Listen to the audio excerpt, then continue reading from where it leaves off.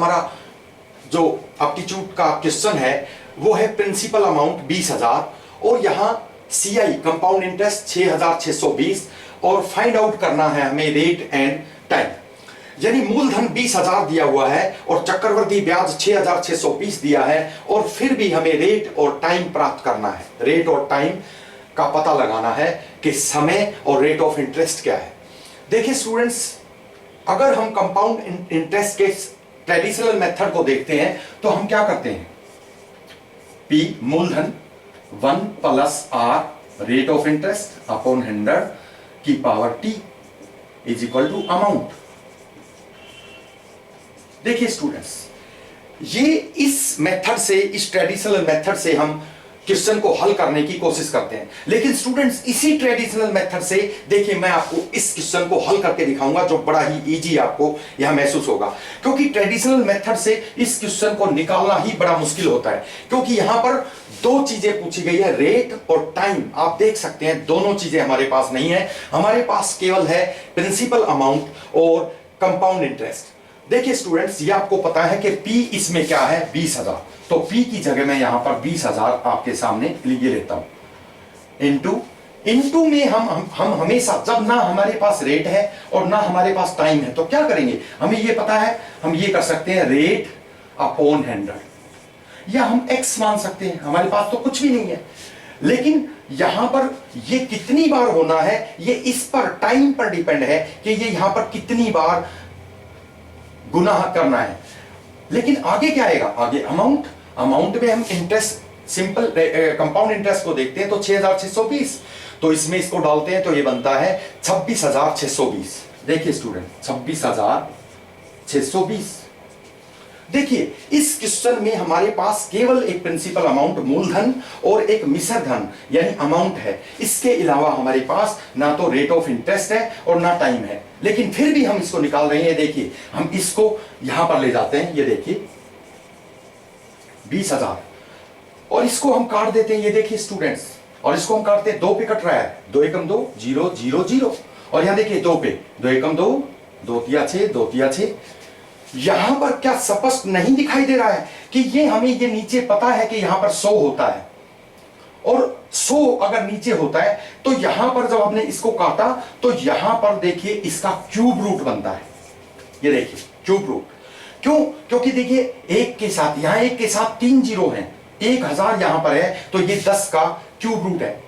और इसी तरह से 1331 का भी आप गुणनखंड बनाते हैं तो देखिए 11 एकम 11, 2, 11 दूनी 22, 11 एकम 11, और फिर 11 पे जाता है, देखिए 11 11 11, तो देखिए 11 का घन यानी 11 का घन हमें प्राप्त होता है 1331। ये देखिए, तो इसका मतलब यह 11 की गुना 3 बार हुई है और यहां 10 की गुना 3 बार हुई है। देखिए जब हम यहां पर समय हमें पता होता है और रेट हमें पता होती है, अगर मान लो यहां पर रेट हमें पता है और टाइम हमें पता है, तो हम करते हैं 10% रेट है तो 110 बटा 100 गुना 110 बटा 100 गुना 110 बटा 100, तो यहां पर 0 से 0 तो हम काट ही देते हैं 110 बटा 100 की। देखिए 0 से 0, एनीवे हमें फिर भी नहीं पता है, हमें यह पता है कि हमें यहां पर मिला है 11 बटा 10, लेकिन हम इसका 100 बनाते हैं 10 का, तो देखिए 10 से गुना करते हैं तो इसको भी 10 से गुना करनी पड़ेगी। कितना आया, 110 बटा 100। इसका मतलब क्लियर है कि हमारी रेट ऑफ इंटरेस्ट जो है वो 10% है। और यहां क्योंकि 10 की गुना, यहां पर अगर एक के साथ आपको 3 जीरो मिलता है तो ये क्यूब रूट है, इसका मतलब समय 3 वर्ष है, तो यहां पर 3 वर्ष समय हो जाएगा। और यहां पर स्क्वायर अगर होता है, यहां पर स्क्वायर होता है यानी यहां 100 आपको मिलता है, तो समझ लो कि यहां पर 2 पावर 2 है, पावर यहां 2 है तो समय 2 वर्ष है। अगर यहां पर 4 एक के साथ 4 जीरो आपको मिलती है तो इसका मतलब समय 4 वर्ष है, 5 जीरो मिलती है तो यहां पर समझो समय 5 वर्ष है। तो स्टूडेंट्स देखिए कितना इजी मेथड है। ये तो मैंने समझाने के लिए आपको समय, इसमें थोड़ा सा आपका समय लिया, लेकिन क्या हमने यहां से यहां जाते ही नहीं पता चल गया था कि यहां पर ये 10 है और ये 11 है, और इससे हमें यह भी पता चलता है कि 11 का क्यूब और नीचे 10 का क्यूब यहां पर है, और समय जो है 3 वर्ष, और रेट ऑफ इंटरेस्ट हमें यहां पर 11, यहां पर 10% हमें प्राप्त होती है। तो स्टूडेंट्स देखिए इस तरह के क्वेश्चन को आप बड़े ही आसानी से इस प्रकार से हल कर सकते हैं। स्टूडेंट्स, एप्टीट्यूड में हमारा अगला क्वेश्चन बड़ा ही इंटरेस्टिंग क्वेश्चन है। अगर हम इसे ट्रेडिशनल मेथड से करते हैं तो हमारे लिए बहुत ही परेशानी पैदा करता है और अंत में गलत भी हो सकता है। लेकिन जो मेथड मैं आपके सामने रखता हूं, अगर उस मेथड से आप इसको करने का प्रयास करते हैं तो आने वाले सभी कॉम्पिटिटिव और एंट्रेंस एग्जाम में आपके लिए ये बड़ा ही लाभकारी होगा, आपको बहुत ही फायदा देने वाला होगा। देखिए स्टूडेंट्स, क्वेश्चन क्या है? A sum becomes double of itself in 5 year with the same rate, how much time it will take to become 8.5 time of itself. कहता है स्टूडेंट्स, एक धन जो है वो 5 वर्ष में डबल हो जाता है। कहता है अगर ब्याज की दर वही रहे तो कितने समय में वो सम अपना 8.5 गुना हो जाएगा। देखिए स्टूडेंट्स, मैं सिर्फ एक बात आपको इसमें बताता हूं, आप इसको हमेशा याद रखें कि हमेशा कभी भी ऐसा सवाल आपके सामने आए तो हमेशा याद रखें rate into time is equal to I, यानी दर गुना समय बराबर ब्याज। दर गुना समय बराबर ब्याज। स्टूडेंट्स, क्या होता है? अगर मैं कहता हूं कोई धन दुगना हो जाता है तो स्पष्ट है, अगर हम मानते हैं कि धन 100 है और दुगना हो गया तो 200 हो गया, लेकिन 200 ब्याज थोड़ी है। 200 जो हुआ है वो अमाउंट है। अगर उसमें से हम पी को माइनस करते हैं तो हमें क्या मिलता है? पी को माइनस करते हैं तो इंटरेस्ट प्राप्त होता है, तो यहां हम इंटरेस्ट रखेंगे। देखिए क्वेश्चन में क्या कहा गया है? A sum becomes double of itself, एक धन अपना डबल हो जाता है। मान लिया वो धन 100 है तो डबल हुआ तो ब्याज कितना हुआ? 100। रेट यहां पर पूछा गया है, टाइम यहां पर दिया हुआ है 5 साल। कहता with the same rate of interest, कहता है उसी दर से वह धन कितने समय में 8.5 गुना हो जाएगा। कहता है with the same of rate of interest, तो सेम रेट ऑफ इंटरेस्ट। देखिए स्टूडेंट्स, अगर इसको याद आते हैं तो रेट ऑफ इंटरेस्ट हमें प्राप्त होता है कितना? 20। देखिए 20% हमें रेट ऑफ इंटरेस्ट प्राप्त हुआ, तो कहता है कितने समय में, कितने की जगह हम यहां x कर देंगे या t कर देंगे, बराबर है कहता है अपना 8.5 गुना 8.5 टाइम हो जाएगा।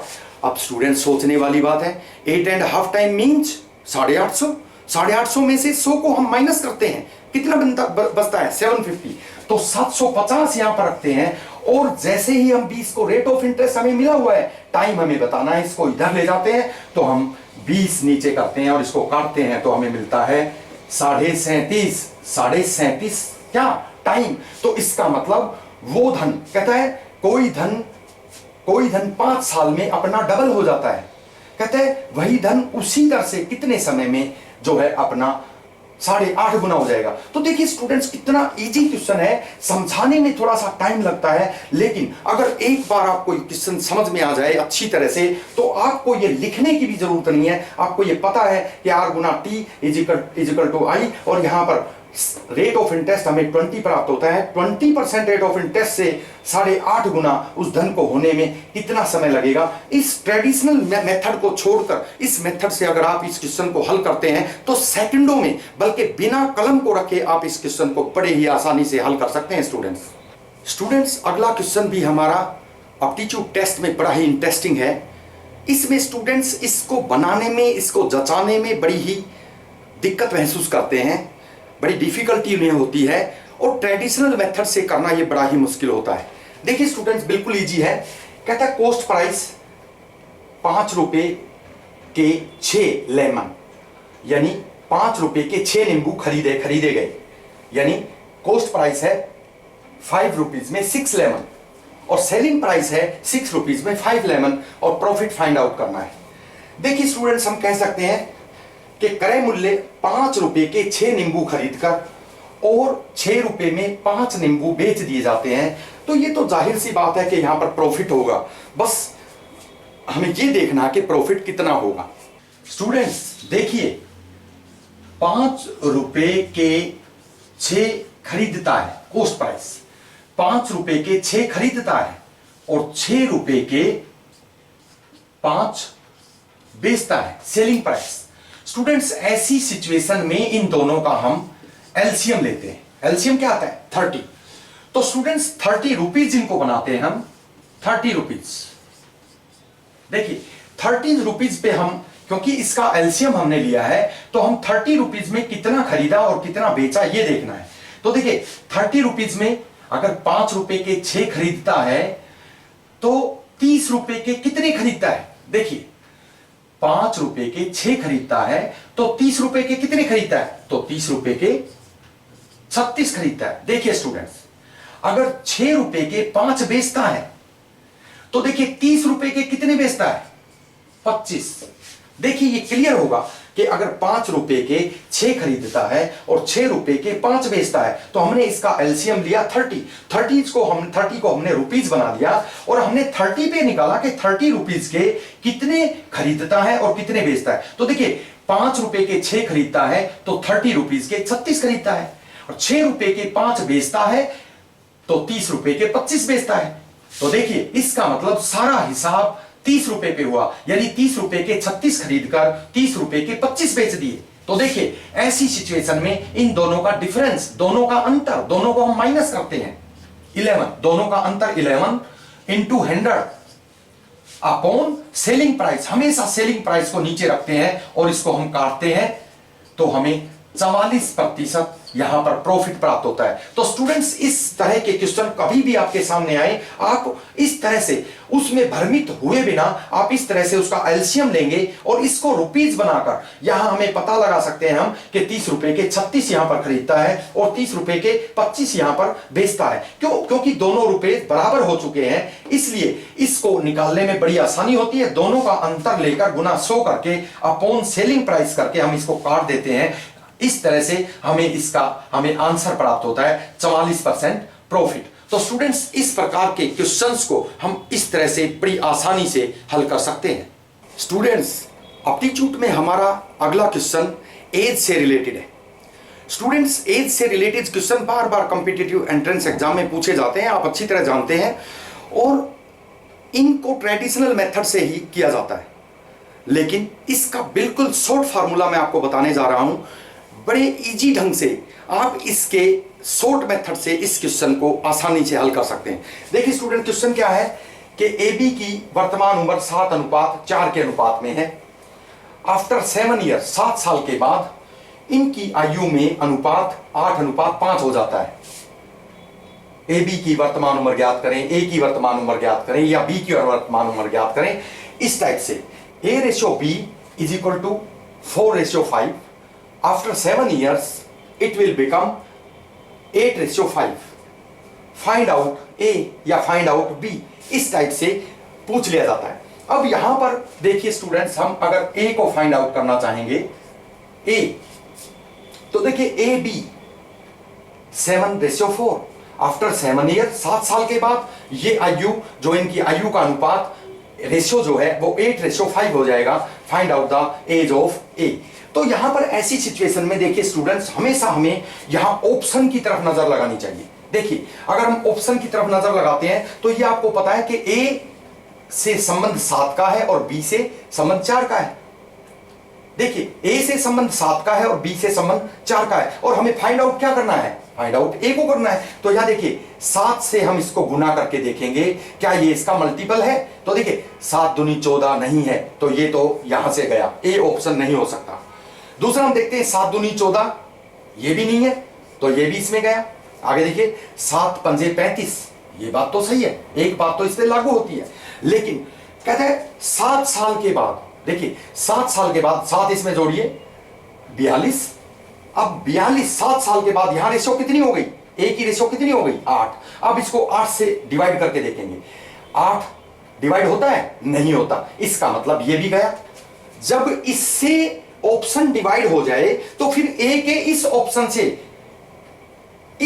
से जो ये बन गया है, इस ऑप्शन से भी इसको डिवाइड करके देखेंगे। अगर वो डिवाइड हो जाए तो हमारा आंसर बिल्कुल सही है। अब देखिए इसका मतलब वैसे तो देखा जाए तो हमारा आंसर A ही तो बच गया, हम सीधा निशान लगा के आएंगे। लेकिन फिर भी अगर हमने ऑप्शन गलत ले लिया हो तो भी ऐसा हो सकता है। लेकिन फिर भी फाइंड आउट करने में कुछ भी नहीं जाता, आपको समझने के लिए इसकी आवश्यकता है। तो देखिए हम यहां पर देखते हैं कि 7 7 7 49, 7 7 जा 49, और यहां पर 49 में अगर 7 हम जोड़ते हैं तो 56 बनता है, और 56 8 से भी डिवाइड है, 8 7 जा 56। तो इसका मतलब हमारा ये आंसर बिल्कुल सही है स्टूडेंट्स। इसी प्रकार से अगर बी की एज पूछी गई हो तो बी की एज, नीचे बी के ऑप्शन होंगे, बी की एज के ऑप्शन होंगे, आप बी के रेशो यानी 4 से उसको डिवाइड करके देखें और 7 साल के बाद उसको मिलाकर देखें, जो 4 से भी डिवाइड हो जाए और 5 से भी डिवाइड हो जाए, इसका मतलब उसका सही ऑप्शन वही आंसर है। तो स्टूडेंट्स इस प्रकार से एजेस से रिलेटेड क्वेश्चन जो है आप इस प्रकार से बड़ी ही आसानी से हल कर सकते हैं। और स्टूडेंट्स मुझे पूरी उम्मीद है मेरे ये चारों मेथड जो मैंने आपको आज करवाए हैं आने वाले कॉम्पिटिटिव और एंट्रेंस एग्जाम में आपके लिए बहुत ही लाभकारी सिद्ध होंगे।